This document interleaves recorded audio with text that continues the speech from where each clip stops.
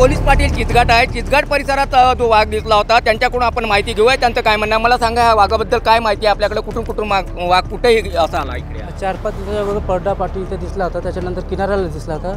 तिथून दुसऱ्या दिवशी आमच्या चिचघाट शिवारात आला. चिचघाट शिवारातून धोटे यांच्या शेतातला जो गडी आहे त्यांना दिसला. त्यांनी माहिती दिली, आम्ही वन विभागवाल्याला माहिती दिली. आल्यानंतर त्यांनी पाहणी केली, वाघाचे पंजे दिसले. पंजे दिसल्यानंतर आमच्या चिचघाट तो झुडपी म्हणून आहे, चिचघाट शेगाव झुडपी म्हणून आहे, त्या झुडपी 3 दिवस राहिला आणि काल सकाळी 7:30 वाजता आज ऐकण्यात आहे 100 मीटरच्या परिसरात या वनक्षेत्रात वाघ असल्याची माहिती आहे.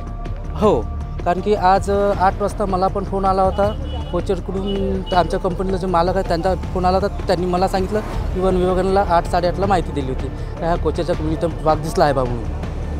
का अशी माहिती आहे कोचर यांचे जे पाण्याचं पात्र आहे किंवा टाका आहे तिथे वाघ पाणी पिऊन गेला आहे?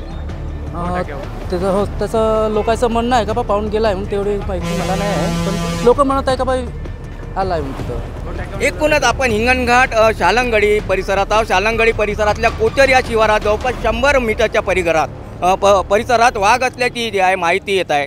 एकूणच वाघाचं जे युद्धस्तरावर ते सर्चिंग ऑपरेशन वन विभागाकडून केलं जात आहे.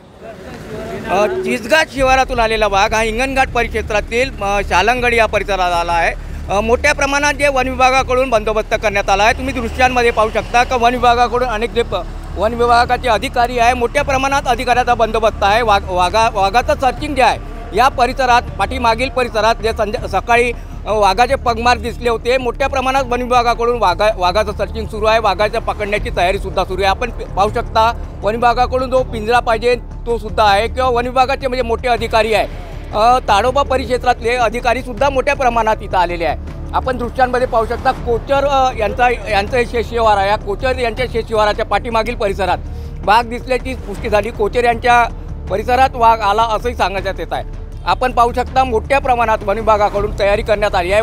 वाघाचं जे पाहणीचं जे काम युद्धस्तरावर वन विभागाकडून सुरू आहे. वन विभागाचे अधिकारी आणि अनेक अधिकारी जे आहेत तुम्हाला दृश्यांमध्ये दिसत आहे. वन विभागाचे जे मोठ्या प्रमाणात ताडोबा परिक्षेत्रातले आणि हिंगणघाट परिसरातले मोठे अधिकारीसुद्धा या ठिकाणी दिसत आहे. आपण दृश्यांमध्ये पाहू शकता वाघाचं जे आहे युद्धस्तरावर कार्य जे आहे पकडण्यासाठी सुरू आहे.